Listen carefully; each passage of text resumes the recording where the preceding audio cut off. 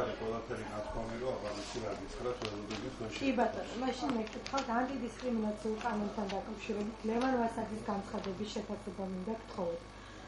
ჩვენ ნახეთ რა მოხდა 17 მაისს ლევან ვასაძემ სპეციალური წერილი გაავრცელა, სადაც ამბობს, რომ ამ კანონის გაუქმება სასწრაფოდ უნდა მოხდეს. წინააღმდეგ შემთხვევაში ის ამბობს, რომ დასამარდება ნაციონალური მოძრაობა და ხელისუფლება მასთან ერთად. რომ შევაფასოთ უშუალოდ ეს და ის, რაც მოხდა 17 მაისს. მე არ ვიცნობ პირადად მას და ამიტომ გამიჭირდება რამდენად გულწრფელია ამის დადგენა.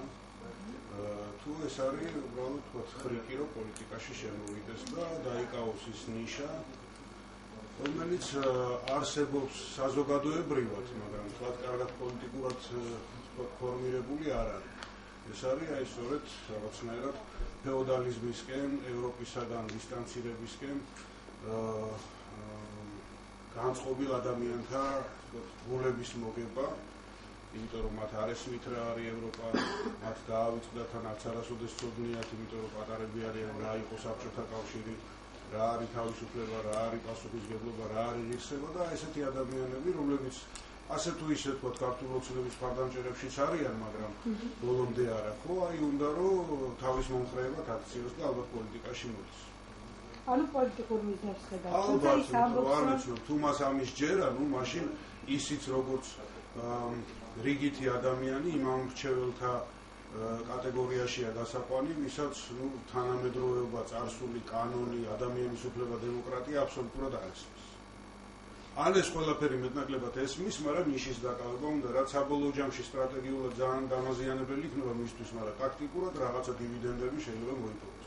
თქვენ მაინც პრორუსულ პოლიტიკაზე საუბრობთ, როდესაც ვასაძეზე ლაპარაკობთ. მე მინდა გკითხოთ, ანუ რა ძალები შეიძლება იდგეს მის უკან ამ შემთხვევაში, თუ მას პოლიტიკური ინტერესი აქვს და საერთოდ რას უნდა ველოდოთ? სალსახად პრორუსული არ მithქვია, ამას უფრო დავარქმევდი რაღაცა ეს თქო საბჭოური საბკობას, რასაც ნიშნავს, აი ესეთი ტიპის აზროვნება, რომელიც საქართველოს ხან იზოლაციისაკენ ეკაჩება და ხან რუსეთთან კავშირის. ესე ჩამოყალიბებულად პრორუსული ძნელია, რომ ის ყველა პატარ-პატარა ნაკადებს უწოდებს. მით უმეტეს, რომ პრორუსულში აუცილებლად გულისხმობთ ხოლმე კრემლისა და აგენტურის თქვათ ნაწილად ყოფნას, ხო და ახლა არ ვიცი, რაც არ ვიცი, მაგრამ თავისი მენტალობით და განცხადებებით ეს შეიძლება, რა თქმა უნდა, რუსეთის ტისკულზე ასხავდეს წყალს, იმიტომ რომ რუსეთს პირველ რიგში უნდა საქართველოს იზოლაცია ევროპისაგან. რუსეთს პირველ რიგში უნდა, რომ ადამიანებმა ევროპაში დაინახონ ყველაფერი საშინელება, რაც კი არ ვიცი, საბავშვო ბაღიდან, ზღაპრებიდან უსწავლიათ თუ ასე შემდეგ და ასე შემდეგ. და აი, როდესაც ამ ნაკადში ჯდები, ხო, მე საბოლოო ჯამში რუსეთის ინტერესების დამცველიც გამოდიხარ, ოღონდ ნეფსი თუ უნებლიეთ, ხო, მაგას ვერ გეტყვით ლევან ვასაძის შესახებ. როგორ ვთქვით, ხარდაჭერა ექნება ამ შემთხვევაში ვასაძის პოლიტიკურ გუნდს, თუ ისე აქტიურად შემოვა პოლიტიკაში და თუ ხედავ დასახლებას, აი ვთქვათ, რომელი ძალები შეიძლება იყოს მისი დასახლება ქართულში? მე გითხარით, რომელი სოციალური ძალები შეიძლება იყოს? ეს ის ადამიანები, ვისაც სხვადასხვა მიზეზების გამო ევროპას ბძულს. ან ვისაც ეწიფება, რომ გაუნათლებელ ადამიანებს ევროპა შეაძულოს. ასეთი ადამიანები არსებობენ, პასიურებიც, აქტიურებიც, ვინც აი ყველაფერ ცუდს ხედავს ევროპაში. საბოლოო ჯამში ესეთი პრორუსულ ბანაკში ხვდებიან ისე, რომ შეიძლება თვითონ არც ესმოდეთ. იმიტომ რომ ალტერნატივა ორია, სულ მეტი სხვა ამოსარჩევი 21 საუკუნეში საქართველოს არა, ან ევროპა, ან რუსეთი. ცალკე მარტო საქართველო, ისევე როგორც ბევრად უფრო დიდი ქვეყნები, არ იდგებიან, ვერ იდგნენ და არც მომავალში მოხდება ეგ. რაღაცა ბანაკს უნდა ეკუთვნოდეთ. დირეგულებებით აირჩიო. გასაგებია, რომ ნაკლი ყველა სისტემას აქვს, უნაკლო არაფერი არ არსებობს დედამიწის ზურგზე, მაგრამ ნუ არჩევანი გასაკეთებელია იმათ შორის, რაც არსებობს. ახლა თუ გინდათ გავიკითხო ლექცია, რას ნიშნავს პროევროპული არჩევანი მზადთავად? კი ბატონო, უბრალოდ მინდა გკითხოთ, ხელმოწერების შეგროვება დაიწყო თავისუფლების მოედანზე კაროვის არის გაშლილი, სადაც ანტიდისკრიმინაციული კანონის წინააღმდეგ გროვდება ხელმოწერები. რომ გითხრათ, ანუ რამდენად რეალურია და ხედავთ თუ არა რაიმე შანსს თუნდაც იმისას, რომ პარლამენტმა მისი გადაწყვეტილება შეცვალოს? არ ამგონია, მიუხედავად იმისა, რომ ოცნების უმრავლესობა ძალიან ნაირფერია და მერყევი ადამიანებიც არსებობენ, სანამ ის ხელმძღვანელობას უნდა ის რაც უნდა, ყველა დანარჩენი ემორჩილება აი ამ სურვილებს. ხელმძღვანელობა სოლოლაკში მთაზეზის, ხო? მისი არჩევანი შეგნებული იყო აი ესეთი, რომ ეს კანონი სჭირდება ქვეყანას. ამ ერთ შემთხვევაში ჩვენც რაღაცნაირად აღმოჩნდით გულისხმობ ნაციონალურ მოძრაობას ამ კონკრეტულ საკითხში საერთო ემს სულისკვეთების გამზიარებლები, იმიტომ რომ არაფერი ცუდი ამ კანონს არ მოაქვს, გარდა იმისა, რომ ადამიანებს ეუბნება. თუმცა ჩაგრავთ ერთმანეთს მიუხედავად იმისა, გავხართ ერთმანეთს თუ არ გავხართ, მოგწონთ ერთმანეთი თუ არა. მეტი არაფერს ეს კანონი არ აქვს. ყველა ის ინსინუაციები სქესიან ქორწინებაზე, პროპაგანდაზე, იმაზე, რომ რა ვიცი, რა აღარ გაისმა 17 მაისთან დაკავშირებით, ხო, სრული ბოდვები მაპატიეთ, ეს ყველაფერი არის უკვე იარაღი იმ ადამიანების ხელში, ვისაც აი ნიშის დაკავება უნდა პოლიტიკაში. და სარგებლობს ადამიანების გაუთვლით ცნობიერებლობით, სხვადასხვა პრობლემებით, ძალიან ბევრი სოციალური პრობლემა არის საზოგადოებაში, ხო? არის ოჯახური პრობლემები, პიროვნული პრობლემები, ბევრი ასე თქვა წარუმატებელი ადამიანი, ბევრი ფრუსტრირებული ადამიანი, აი ყველაფერი ამის მოგროვება უნდა პოპულისტურად და ნიშის დაკავება. აი შეიძლება საგრძნობი ნიშა აღმოჩნდეს. და შეიძლება ესეთი ძალა უკვე კონსოლიდირებული პოლიტიკაში ვნახოთ. საბოლოო ჯამში არც იმას გამოვიწყავ, რომ როდესაც ოცნება დაიშლება და ადრეფუბიერის დაიშლება, ნაწილი აი ამ ახლად წარმოსახულ ბანაკში, რომელსაც ჯერ კონტურები არ აქვს აღმოჩნდეს, ნაწილი სხვაგან აღმოჩნდეს. ვნახოთ. ოცნების დაშლაზე საუბრობთ თქვენ ბატონებითა. არ შემიძლია არც იცხოვთ ანუ წინაპრესუბლებს გითქვათ, რომ ერთ-ერთი პირველი ვინც შეიძლება იყოს, ეს შეიძლება იყოს ირაკლი ალასანია.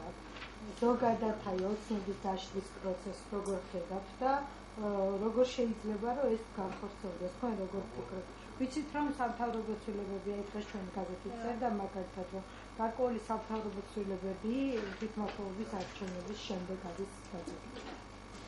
დღეს რა ვიცი ახალი რა იწვია ამაში ვერ გეტყვით, მაგრამ დღეს თუ კი ოცნება ერთიანია, ეს არის ისევ და ისევ ივანიშვილის დამსახურება მისი გავლენების არაფორმალურად იგი მართავს მთავრობასაც და უმრავლესობასაც და აქვს უზარმაზარი ფინანსური რესურსი საამისოდ, ხო?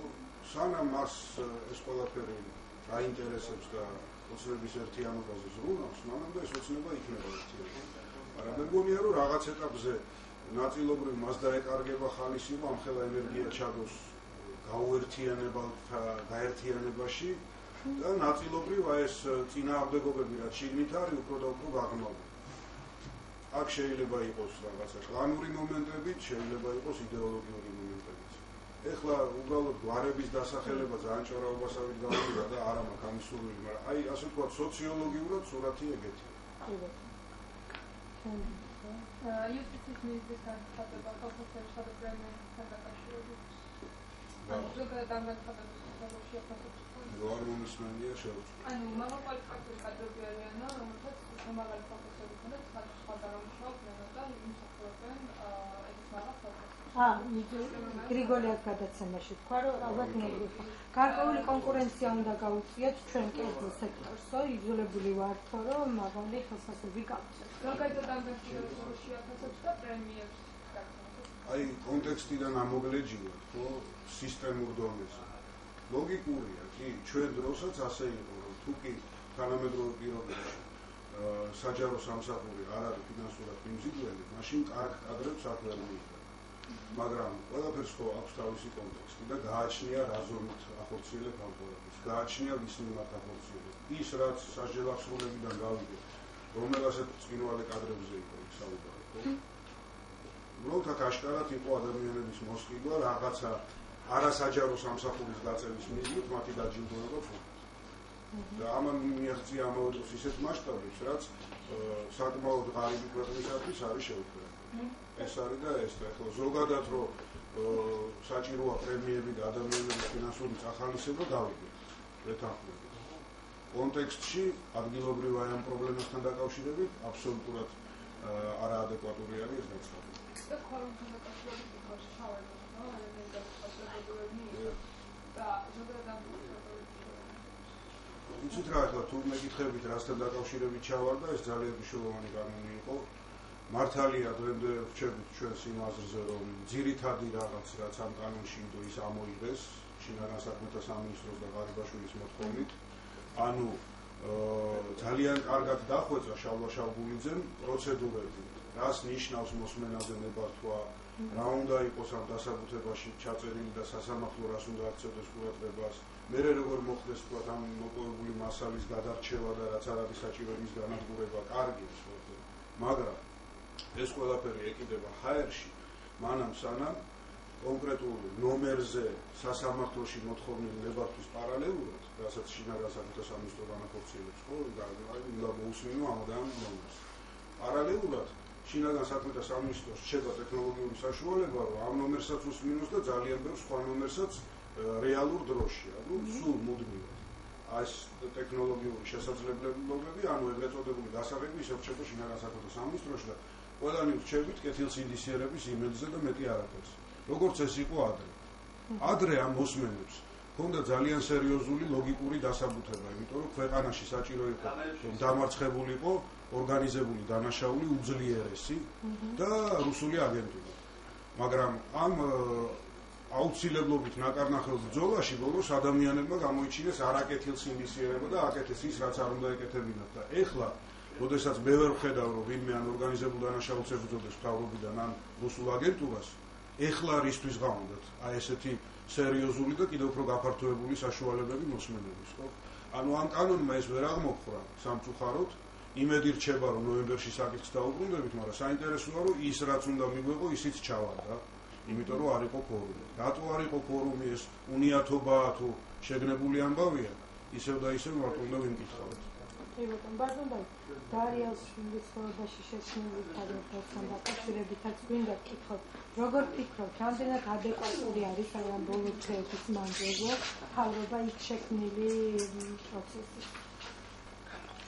იცით რა, პირველ რიგში ძალიან მკაფიო მუშაობა არის საჭირო თვითონ სტიქიური უბედურების სალიკვიდაციო სამუშაოებზე ვინც არის პასუხისმგებელი იმათ მხრიდან და ნუ მე ხა ვერ ვიტყვი იქ არა ვარ და ვერ ვიტყვი რომ ვინმე რამეს აკლებს ხელს.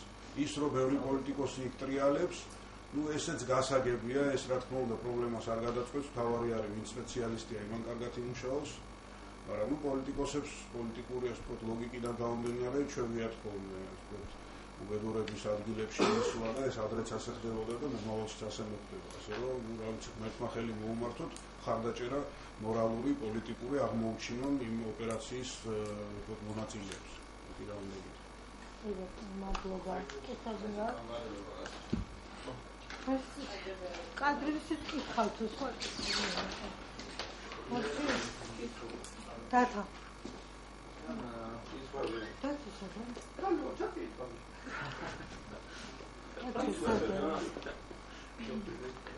ამოწურეთ.